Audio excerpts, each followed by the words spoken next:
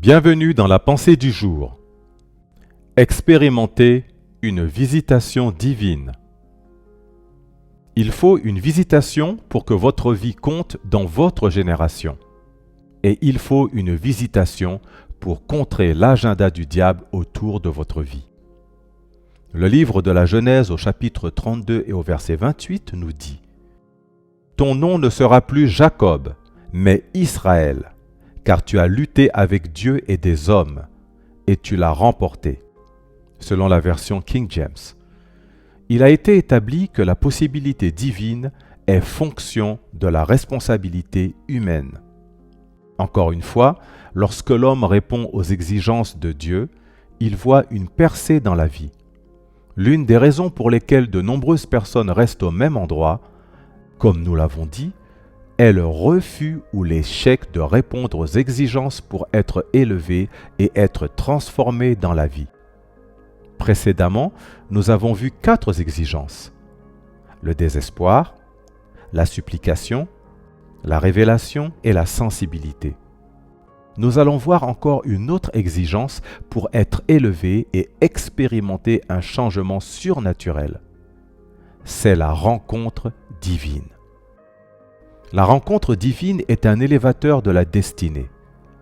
La rencontre divine est une porte vers le retournement de situation de la vie.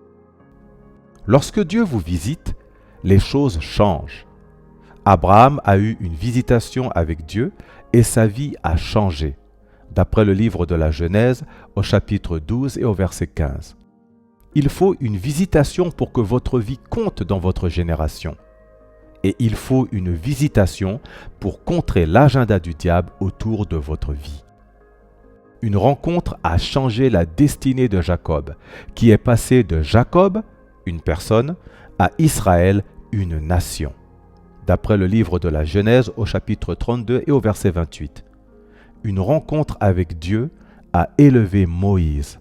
Exode chapitre 3 versets 1 à 12.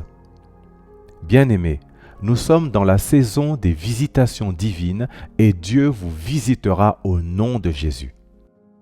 Maintenant, comment expérimenter une visitation divine? Premièrement, désirez-la. D'après le livre des Psaumes au chapitre 63, versets 1 à 2. Vous pouvez désirer une visitation. Demandez à Dieu de faire quelque chose de nouveau dans votre vie. Deuxièmement, repositionnez votre vie pour la visitation divine. D'après le livre de l'Apocalypse au chapitre 1 et au verset 10. Jean était en esprit et il a eu une visitation avec le Seigneur. Rappelez-vous ceci, il faut une visitation pour compter dans votre génération. Il faut une visitation pour contrer l'agenda du diable autour de votre vie. Voici les tâches à accomplir. Demandez à Dieu une visitation qui changera votre niveau. Prenez la décision de continuer à rester dans l'esprit. Prions ensemble. Seigneur, je demande que tu me visites.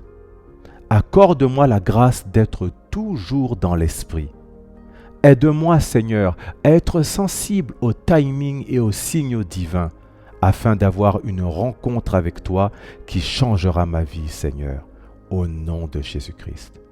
Je déclare dans votre vie la grâce d'être dans l'esprit afin d'expérimenter la visitation divine au nom de Jésus-Christ. Tant que vous n'êtes pas né de nouveau, la présence permanente de Dieu ne sera jamais avec vous. Vous devez naître de nouveau pour jouir d'une victoire continue. Veuillez s'il vous plaît répéter cette prière après moi. Seigneur Jésus, viens dans ma vie. Je t'accepte comme mon Seigneur et mon Sauveur personnel. Je crois dans mon cœur que tu es mort et ressuscité des morts pour me sauver. Merci Seigneur de m'avoir sauvé. Au nom de Jésus-Christ. Amen. Et voici notre citation d'aujourd'hui. Quand ton heure arrive, tu ne te déplaces pas par étapes, tu te déplaces par dimension. Que Dieu vous bénisse.